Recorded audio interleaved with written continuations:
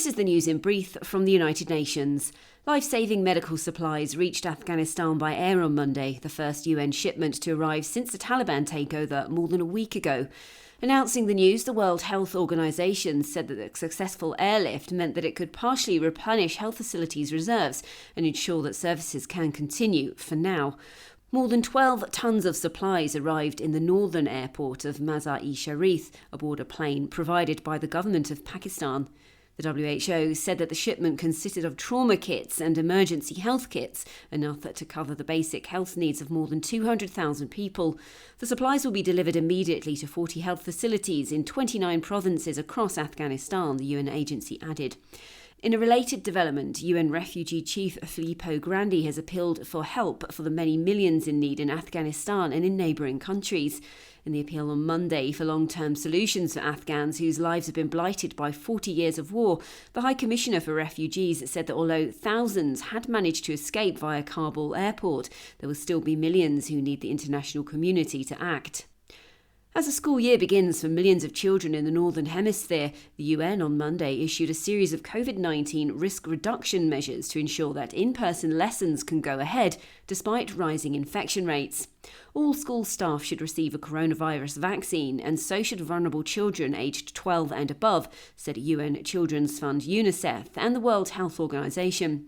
In the 53 countries that make up the WHO European region, the UN agencies also urged better ventilation in the classroom, smaller class sizes, physical distancing and regular COVID-19 testing. The development comes amid a rise in COVID infections caused by the Delta variant that have made the risk of transmission within schools much more likely, both UN agencies warned. To counter this and another year of disrupted schooling, more people need to be offered the COVID-19 jab, which remains our best line of defence against the virus, said WHO's Dr. Hans Kluge. He insisted that for the pandemic to end, we must rapidly scale up vaccinations fairly in all countries to protect the most vulnerable everywhere.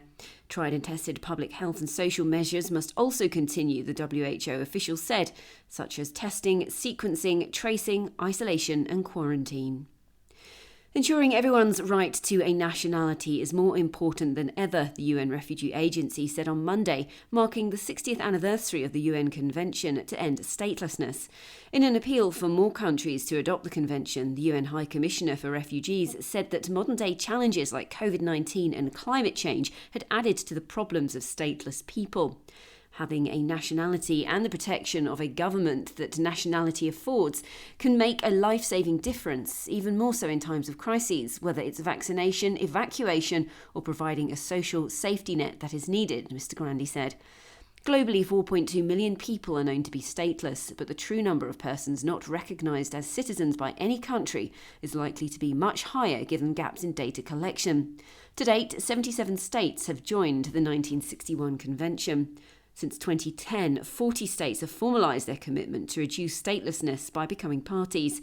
In the same period, more than 800,000 stateless people are known to have had their statelessness resolved. Katie Dartford, UN News.